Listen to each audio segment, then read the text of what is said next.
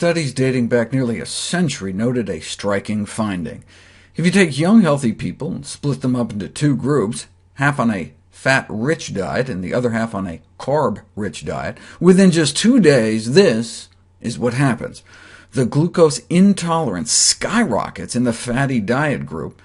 In response to the same sugar-water challenge, the group that had been shoveling in fat ended up with twice the blood sugar. As the amount of fat in the diet goes up, so does one's blood sugar spikes. It would take scientists nearly 7 decades to unravel this mystery, but would end up holding the key to our current understanding of the cause of type 2 diabetes. When athletes carb load before a race, they're trying to build up the fuel supply within their muscles. They break down the starch into glucose in our digestive tract. It circulates as blood glucose, blood sugar, and is taken up by our muscles to be stored and burned for energy.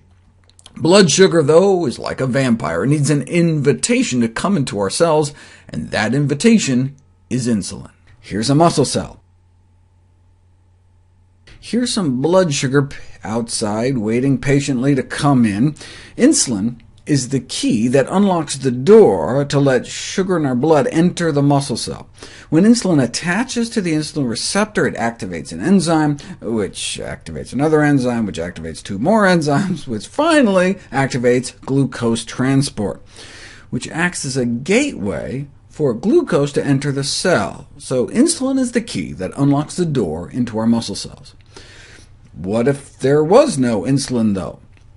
Well, blood sugar will be stuck out in the bloodstream, banging on the door to our muscles and not be able to get inside, and so with nowhere to go, sugar levels would rise and rise. That's what happens in type 1 diabetes. The cells in the pancreas that make insulin get destroyed, and without insulin, sugar in the blood can't get out of the blood into the muscles, and blood sugar rises.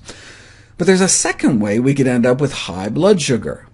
What if there's enough insulin, but the insulin doesn't work? The key is there, but something's gummed up the lock.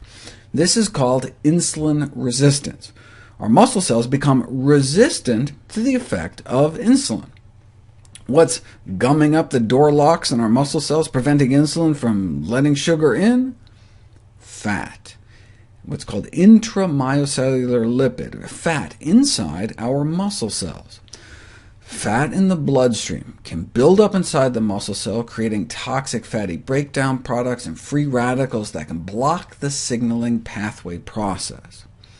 So no matter how much insulin we have out in our blood, it's not able to open the glucose gates, and blood sugar levels build up in the blood. This mechanism by which fat, specifically saturated fat, induces insulin resistance wasn't known until fancy MRI techniques were developed to see what was happening inside people's muscles as fat was infused into their bloodstream. And that's how they found out that elevation of fat levels in the blood causes insulin resistance by inhibition of glucose transport into the muscles. And this can happen within just 3 hours. One hit of fat can start causing insulin resistance, inhibiting glucose uptake after just 160 minutes. Same thing happens in adolescents. You infuse fat into their bloodstream, it builds up in their muscles and decreases their insulin sensitivity, showing that increased fat in the blood can be an important contributor of insulin resistance. And then you can do the opposite experiment, lower the fat in people's blood, and the insulin resistance comes right down. Clear the fat out of the blood, and you can clear the sugar out of the blood. So that explains this finding. On a high-fat diet, the ketogenic diet, insulin doesn't work as well. Our bodies are insulin resistant. But as the amount of fat in our diet gets lower and lower, insulin works better and better. This is a clear demonstration that the sugar tolerance of even healthy individuals can be impaired by administering a low-carb, high-fat diet. But we can decrease insulin resistance, the cause of prediabetes, the cause of type 2 diabetes, by decreasing saturated fat intake.